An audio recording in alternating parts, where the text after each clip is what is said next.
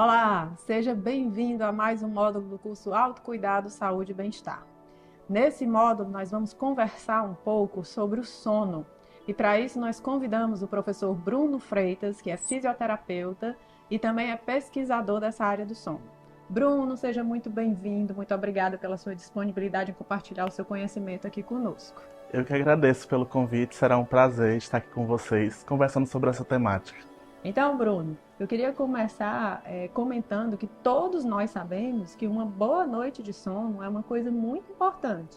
Então, eu queria ouvir de você quais os benefícios físicos, emocionais e sociais de uma boa noite de sono, já que a definição de saúde para a OMS contempla todos esses aspectos. Sim, ter uma boa noite de sono é fundamental para a regulação de vários processos corporais.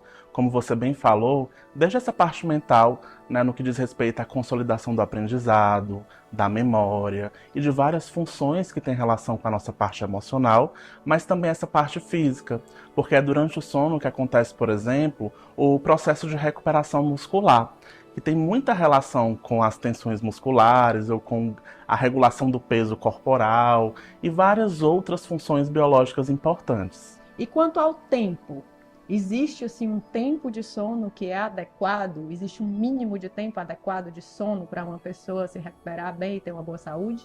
Isso vai depender de vários fatores. Se a gente pensar no adulto, né, na idade adulta, o ideal, o que as instituições têm recomendado e os estudos têm mostrado para a gente, é que nós precisamos ter ali pelo menos 8 horas de sono. O que a gente sabe que não é uma realidade muito comum, né? Então, assim, mas isso vai depender de vários fatores, inclusive da idade. Ah, então existem diferenças do tempo de sono em relação à idade. Crianças precisam de um determinado tempo de sono, adultos outro tempo de sono e idosos outro tempo de sono ainda? Isso. Por exemplo, se a gente pensar num recém-nascido ou numa criança que está ali nos primeiros meses de vida, a gente vê que grande parte do dia daquela criança é dormindo.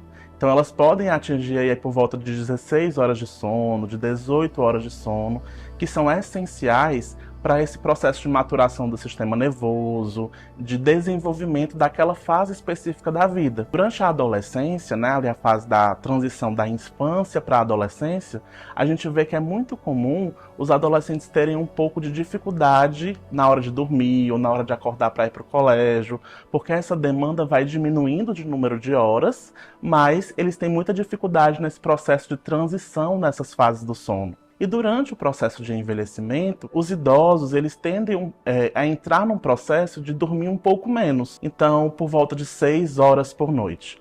Lógico, Érica, que eu estou falando aqui de uma coisa que é difícil de padronizar, porque cada pessoa tem necessidades específicas, né, a sua individualidade, a sua rotina. E eu estou falando aqui de médias de horas, né, do que a gente fala em relação à população em geral. A ciência aponta que existe assim um horário adequado onde eu deveria já estar dormindo, um horário que seria mais favorável para eu acordar? Quando a gente para pensar sobre esse tópico, existem aí algumas definições importantes que a gente pode trazer. Uma delas é que a primeira coisa que a gente precisa entender é que o ser humano, ambientalmente, biologicamente, ele é um ser diurno. Então, normalmente, ele cumpre ali suas atividades ao longo do dia, e à noite é aquele momento que ele precisa ter de descanso, de recuperação, em que ele pode entrar nesse processo tão importante que é o sono. E socialmente, quando a gente para avaliar, isso se reproduz, porque a maioria dos empregos, dos serviços que são ofertados na sociedade, eles funcionam durante o dia. Então ali o dia é o momento que a pessoa tem para resolver as suas demandas sociais e, lógico, acordada. Não existe uma padronização da hora certa de dormir. O que a ciência tem mostrado é que existem perfis diferentes, né, de sono. Então tem pessoas que elas são mais matutinas, elas acordam mais cedo, porém, ao fim do dia elas precisam dormir mais cedo. Tem pessoas que elas são mais vespertinas, elas tendem a ter, né, uma necessidade de acordar um pouco mais tarde e também dormir não tão tarde. E existem também as pessoas que têm hábitos mais noturnos, que aí essas pessoas elas precisam dormir ali uma parte do dia para à noite cumprir as suas demandas sociais. Nesse contexto, a gente tem, por exemplo, os trabalhadores noturnos, né, que muitas vezes o seu cronotipo, a sua necessidade não é noturna, Mas, por uma demanda social, ele precisa, por exemplo, trabalhar à noite. E é possível compensar uma noite de sono mal dormida?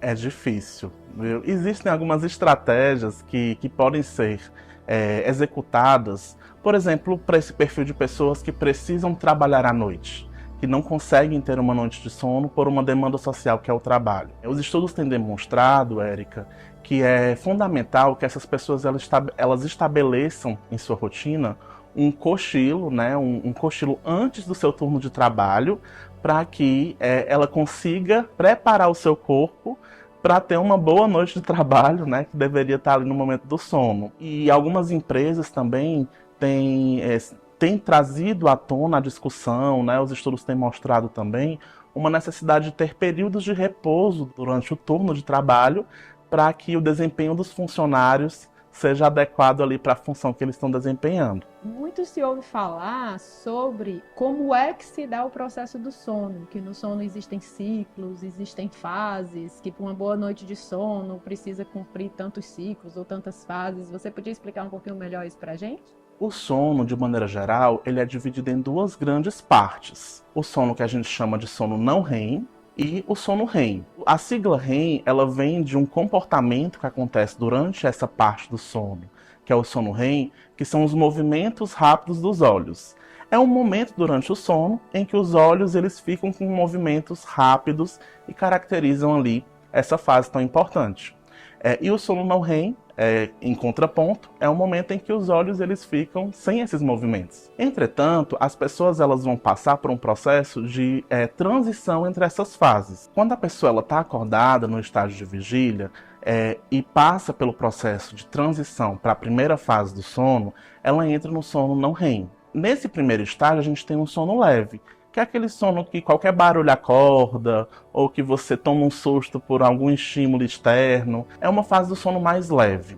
Nessa fase, ela vai se aprofundando até chegar na última fase do sono não REM, que é o sono mais profundo, que aí já é um sono que a pessoa ela tem mais dificuldade de acordar diante de estímulos externos. Então, às vezes, tocam a campainha ou batem a porta, você escuta um barulho e a pessoa permanece ali em estado de profundo sono, porque é o sono profundo. Após isso, cerca ali de 1h30 depois do início do sono, a pessoa entra no sono REM, que é um movimento que é caracterizado, né, por esse movimento rápido dos olhos. Essas fases elas não se organizam uma seguida da outra.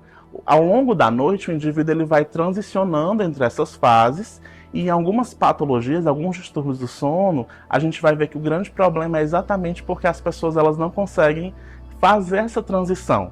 Mas o mais importante, para deixar claro para as pessoas, é que um sono saudável, ele precisa passar por todas essas fases. Porque cada uma dessas fases, ela vai ter uma função específica relacionada com aquelas funções que nós conversamos logo no início da aula, de consolidação da memória, do aprendizado, de recuperação muscular, de liberação de hormônios e de várias outras funções biológicas importantes. Ah, entendi. O sono tem ciclos e que cada ciclo tem diferentes fases.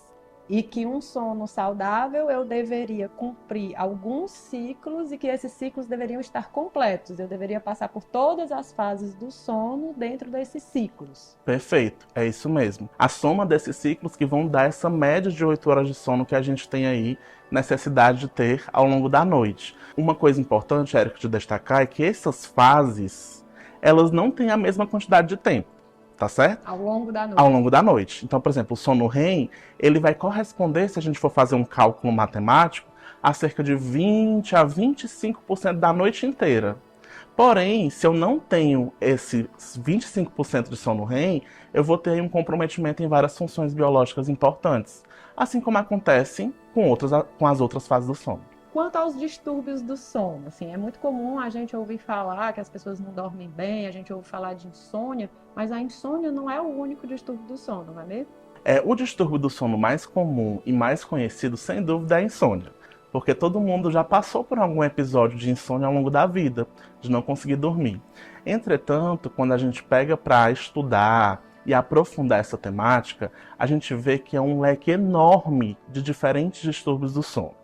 De maneira geral, a gente consegue classificar esses distúrbios em dois grandes grupos. os distúrbios que a gente chama de respiratórios do sono, que vão envolver doenças e condições que têm associação direta com a própria respiração ou com a dificuldade de respirar durante o sono. E temos também os distúrbios comportamentais, que já tem mais relação com o comportamento, né, com os hábitos. Como, por exemplo, o exemplo mais clássico é a insônia, né, um distúrbio comportamental importante do sono.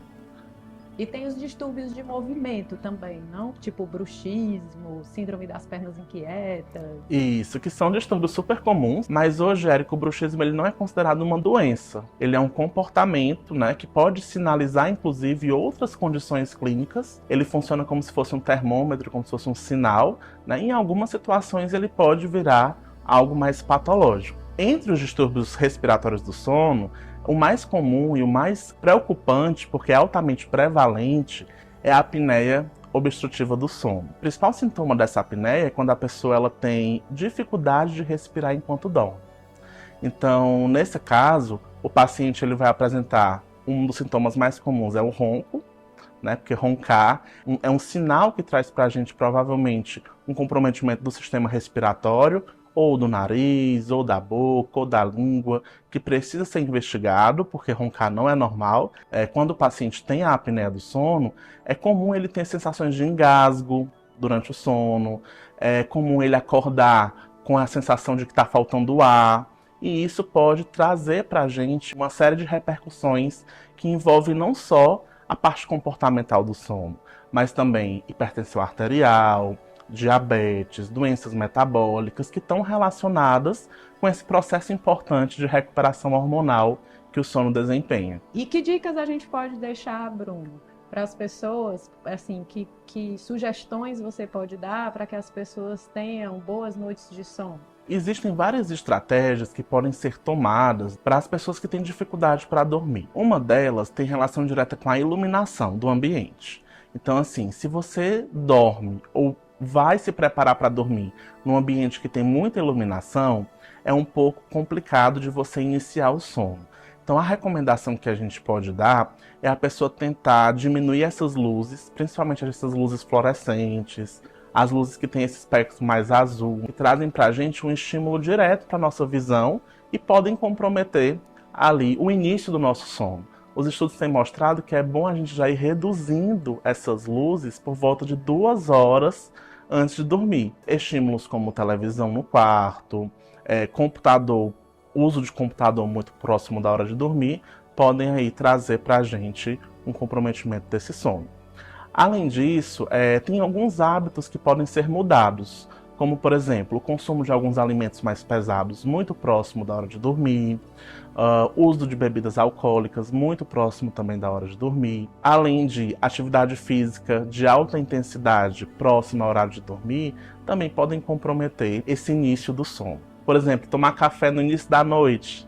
Isso não vai fazer mal para o meu sono daqui a algumas horas. Porém, o efeito estimulante do café ou de outros alimentos como chocolate, até mesmo álcool, ele dura ali algumas horas e pode influenciar nesse início do sono. É possível que esses hábitos, também principalmente o consumo dessas bebidas estimulantes ou dos alimentos estimulantes, eles provoquem uma alteração no sono, mas não necessariamente o início do sono, que a pessoa não sinta essa insônia. Não é que a pessoa vai ter dificuldade de dormir, mas isso pode atrapalhar a qualidade do sono, sim, ainda que a pessoa não tenha dificuldade para adormecer? Sim, com certeza. Então, por exemplo, se você costuma comer alimentos muito pesados, muito próximo da hora de dormir. Às vezes você está cansado, consegue dormir, mas ao longo da noite você vai acordar algumas vezes, por exemplo, com sintomas de refluxo, ou com esse alimento causando um pouco de queimação, azia, ou às vezes necessidade de acordar várias vezes à noite para utilizar o banheiro para fazer xixi. Esses hábitos muito próximos da hora de dormir, eles podem influenciar sim na qualidade do sono. Eu espero que essas informações todas que o Bruno compartilhou com a gente sejam úteis para você. Te convido a experimentar as nossas práticas, as práticas que estão associadas a essa conversa nesse módulo foram planejadas exatamente para ajudar nesse processo de ter uma boa noite de sono, com uma boa qualidade e menos dificuldade para iniciar o sono. Então, Bruno, eu te agradeço muito a presença mais uma vez, a disponibilidade, o compartilhamento dessas informações e eu te convido agora a experimentar as práticas comigo.